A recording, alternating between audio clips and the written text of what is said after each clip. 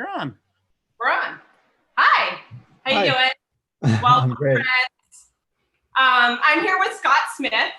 My name is Nora. I'm the marketing manager at Gamewright Games, and we're here to talk to Scott Smith today because he is the inventor of our new game, Dungeon Drop. So it's a dungeon crawl, and I'd love for Scott to tell us a little bit more about it. It was available in February, so it's been around a little bit. Some people have tried it out, and we are publishing it, co-publishing with Playtesting Games. So, Scott, I would love to know a little bit about how you got into the hobby and what your inspiration was for this game. Sure. I think like a lot of game designers, my interest in game designing started really early as a kid. I think HeroQuest was my first game design experience. I loved HeroQuest. Still one of my favorite games of all time. I love how that game like invited you in to kind of sneakily become a designer yourself. And yeah, we made this whole mercenary hire thing where you could get monsters to control because that's what we wanted to do. It was awesome. And let's see, I made an extension to Monopoly. That was maybe the worst thing I've ever designed. My brother and Monopoly longer. Oh, Yeah. bravo. Okay. Yeah. I think that's some kind of award. There was a hospital, a graveyard, strange things are going on. And then some magic cards, I got into that. And then kind of nothing for a while. I went off to college, and writing was my creative outlet. So I did a lot of creative writing stuff, and didn't do any game designing for a while, because I was an adult and I was all done. I definitely got back into it eventually. Like I hope for all adults to refine some of their inner child at some point.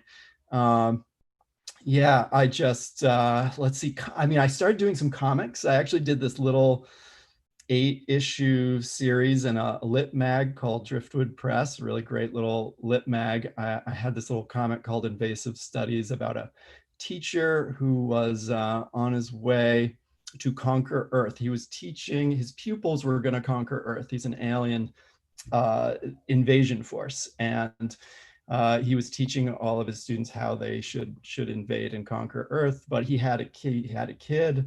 He was really me in a strange way. And yeah, when I got into comics, I started thinking about making them interactive, and I just got into the whole game design world again. Played Catan for the first time, and all of a sudden I was back and wanting to make game experiences for people.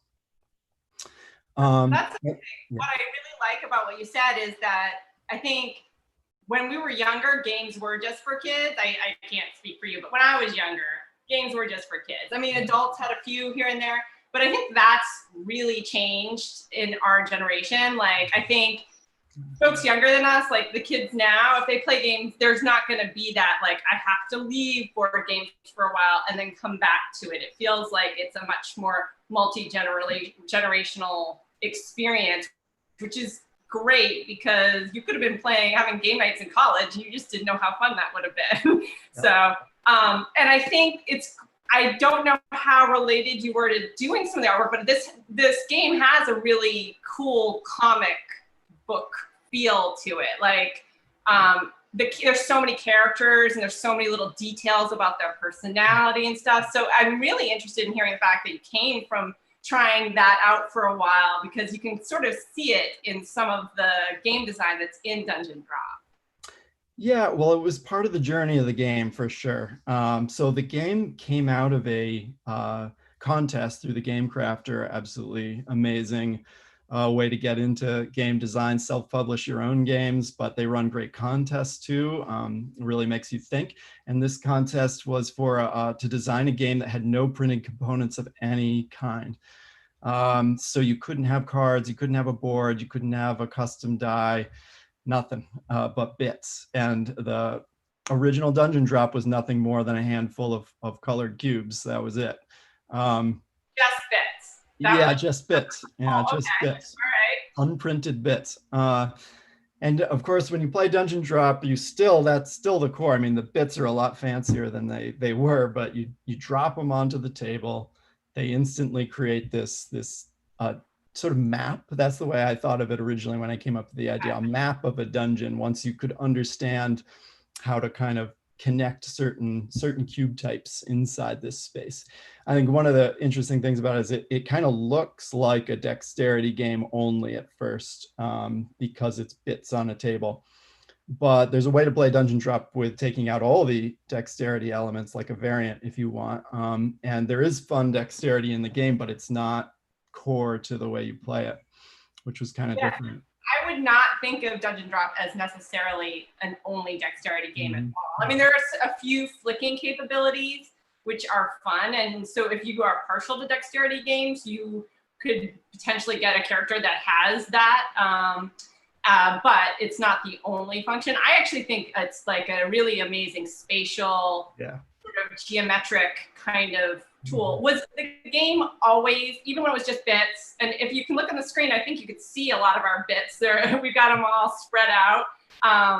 And was it always going to be a dungeon, or when it was initially formed, did the dungeon come later, I guess is what I'm asking.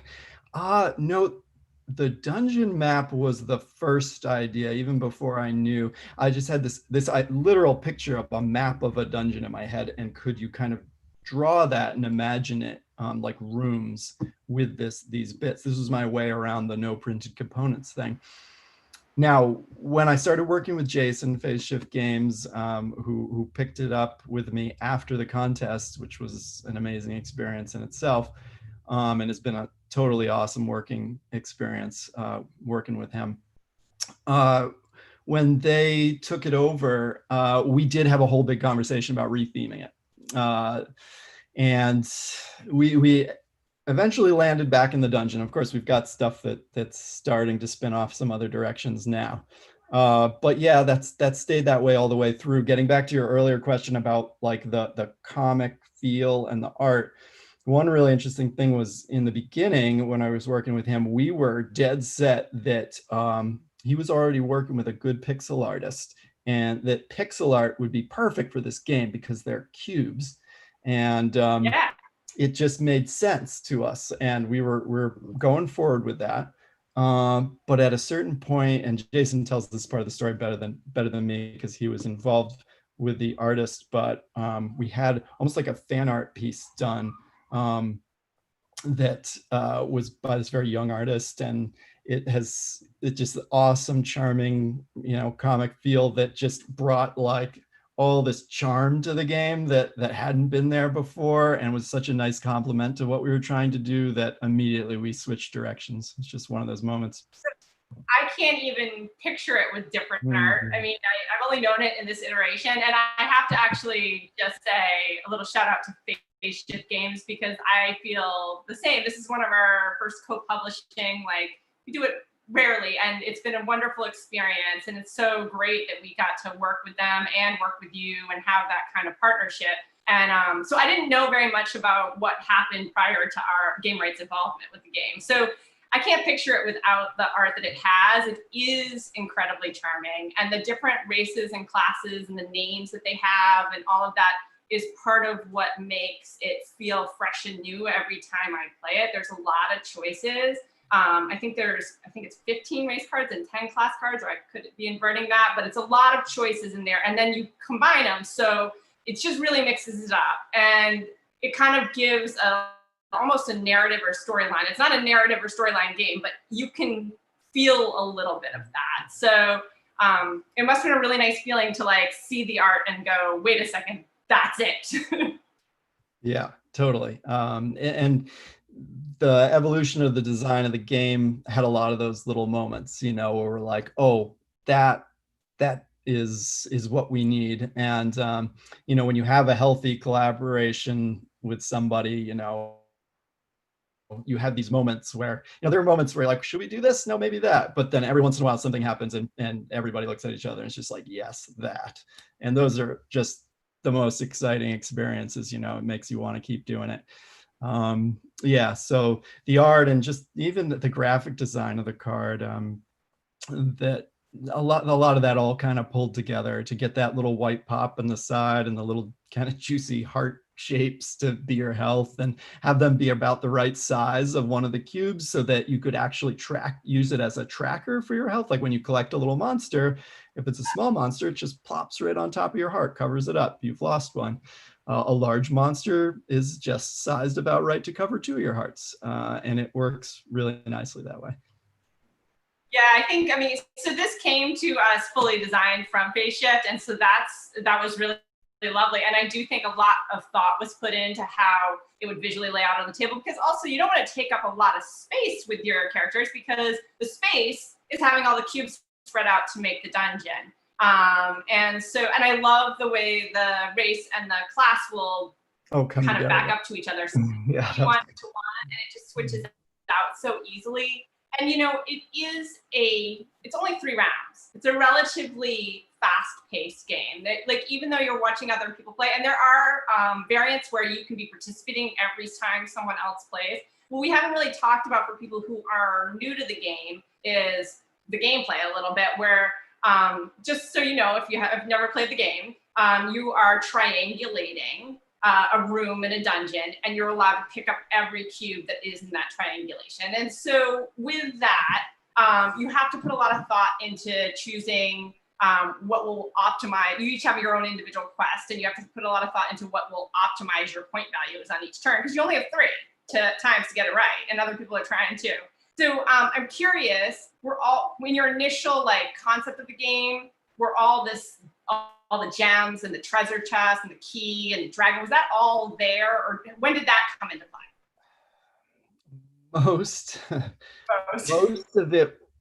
Most of the core bits were there.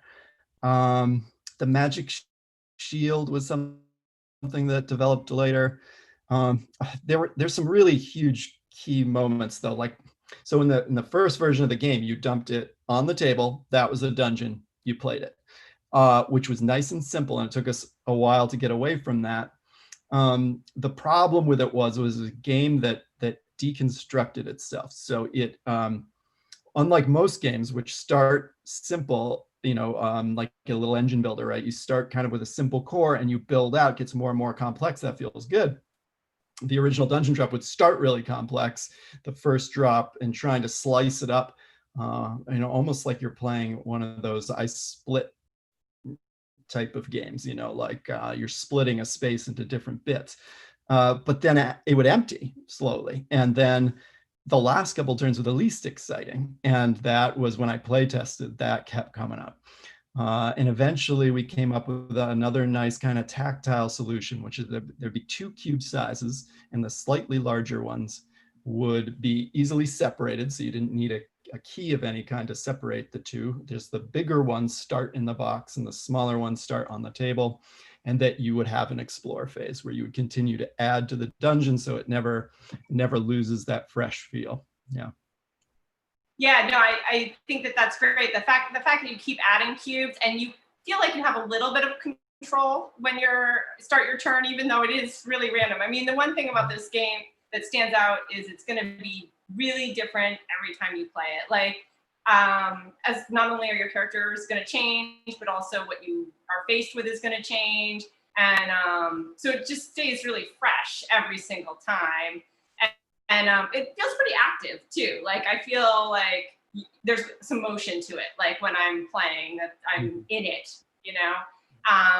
and yeah, I feel like it's interesting to hear you talk about the different stages of what you needed to add to keep the gameplay really consistent, because for me, it feels like a really consistent game all the way through. And the 3 rounds kind of breeze by, and you still feel like you might be able to. I mean, I'm one to try to go for the keys and the chests, so I'm always still looking for something by the last round. It's usually a key. so that's my own pigeonhole I put myself in. So yeah, I think that that was sort of my final thoughts on it. I'm curious, Scott, do you have any more games in the works? Are you working on anything right now? Well, Phase Shift right now is doing their best to keep me occupy all my design time. One interesting thing about the dungeon drop, because it is, like you said, it's a unique design space. It is this very spatial with a little dexterity and a little crunchiness design space. And I think, you know, where we took off on Kickstarter originally a bit was people seeing that it was a really fresh world to work, even though dungeon theming has been done so many times before. Transferring that into this creates all these really unique situations. You know, well, what would a dragon do in this space? And that's a really interesting design space. We made this Tinker's Toolkit where some of the backers could make some of their own stuff for it. It's just like a little design world that's kind of its own little niche. And like, we're working on an expansion now, and as soon as that door gets opened, it's just an endless string. It's a lot of fun for us, but it's like, oh, well, what if we did this? What if we did that? You could do this. And you know, there's so many possibilities to design with this kind of core spatial system. So we're working on an expansion. The keyword of the expansion is monsters, new huge monsters. That's where we're going. We're dropping deeper into the dungeon. More variety in the monsters, or are we going to see different types of monsters? Yeah, for sure. Yeah, and with the emphasis on the big ones, the big guys. Ooh, okay. So there's a few other things there. I'll leave. I'm sure Jason, he's a very organized person. He's going to have a whole plan to tease this all out. But let's see there. I'll mention a few, and he can get mad at me later if he wants. There's a Goblin King that is in the works. That's perfect. Stuff on that level of, I think I can't get into trouble for mentioning the Lich. There's a Lich, Arc Lich. So some bigger, eviler monsters into the dungeon. I like where you're headed. Yeah, and some more health options too. Like there's more potions. If there's more monsters, there has to be more potions. Yep. We've got a fix for that as well. So yeah, and there's some new stuff for sure, and we're still working on stuff that may be integrated into this expansion as it develops. We have a bigger project that we're working on at the same time. You know, I said earlier that we spun off of sci-fi early when we talked about Dungeon Drop and the theming, but we're coming back there. It is it starts with the Dungeon Drop feel, that kind of big bang of everything exploding onto the table. But from there, it's an entirely different game experience. So we're having a lot of fun with that. So it's a sci-fi game, and please name it Big Bang. We have a good name for it. But that's a big project, and it's well underway. Some really exciting stuff. Go ahead. Oh, I feel like Dungeon Drop is almost endless expansion potential. It really is. And I didn't realize that you had like a Tinker version, because I do think like you could walk in there and make up a whole nother group that's going to live in this dungeon with different rules. And it really is infinite. And I mean, we already say that on the packaging, but when I think about what you could present as expansions, it just really does have a lot. It's a big universe. And I really loved, there was like a string promo thing where, and that one really appealed to me for like the stickler inside me, like that like internal like debate team kind of coming out where I'm like, no, I don't think so. Let's pull out the string and see which side it's on. That's really interesting, because like we found in playtesting, there are definitely the split, people are split into two different camps. There are the people that will not play without the stringy thing to make sure that everything is exact. And then there are people that like want no part and it just eyeball everything. It's super casual. So yeah, but it's a nice option. And at the convention, I noticed that doesn't necessarily mean who you're playing with is all the same page on that one. So hopefully when you play it at home, you've got a group that can get on the same page on how the decisions are made. But yeah, I feel like for me, that's part of the fun, is like a little bit of debate on whether something's in or out and can they take it. I'm Yeah. usually generous. I'm not saying I'm like mean, Yes. but I do like to see a little bit of proof. Yep. But well, Scott, were there any closing thoughts that you had? Anything you wanted to share with the Gamewright fans about this game? I mean, we're really excited to be presenting it this year. And did you have anything you wanted to share? Um, I mean, obviously a whole bunch of huge thank yous. It's been awesome Please to do. begin to work with Gamewright. Jason and Darren, who I work with at Phase Shift, huge thank yous to taking a chance on the project. It sounds like some kind of weird Oscar speech now, but I will say, like, my wife is a huge supporter. Great Oscar If speech. We if have more I was if I wasn't too nervous about it, my wife would like let me quit my job and design full time. I'm way too stressed out to do that. But she's such a huge supporter and makes a lot of what I'm trying to do here possible. So huge thanks to her. And yeah, I just really look forward to continuing to engage with the community. It's a hard time for that now. I was just saying before we started this stream that it was so great to be there with Gamewright in person once at PAX East right before the whole world changed. But it was just so awesome to get to actually interact with some people, fans that have played the game. And it's been such a great community, the Kickstarter, talking to people on Discord, and it's just so much fun to interact with people. Jason's real good too about running contests. We just had one. We had a little contest to figure out some new stuff to do with the treasure cubes. And we had a contest winner, Silver, who came up with some really clever stuff to do with it. Now you can like lock pick this little dexterity, almost like mini game on a card. You can lock pick a chest open if you don't have a key. But just those interactions with the community are so awesome, and I just look forward to more and more of that. So That's excellent. That's lovely. Thank you so much. We're so happy that you're part of the Gamewright community now. And I agree. I was also at PAX East when we initially launched this game, and it was really fun to play with folks in person. And we can't wait to be back at conventions. But in the meantime, it's been great to be able to take some of this time to necessarily get as many people as possible to hear what you have to say. I think people are really fascinated about how a game comes about. So I really appreciate you taking the time and sharing it with all the Gamewright fans. And thanks so much for joining us on our first Meet the Inventor talk. no, So I thank think you. we're gonna wrap it up here. So this is Dungeon Drop.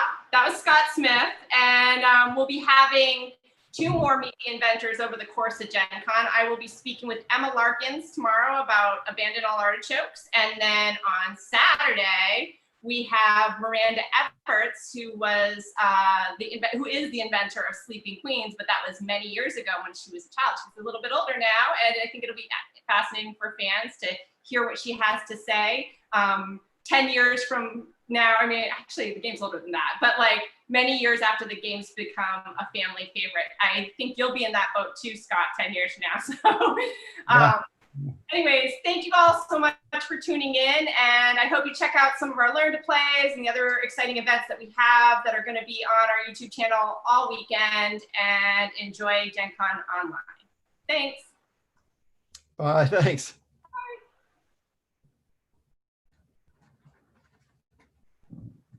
That was awesome, guys.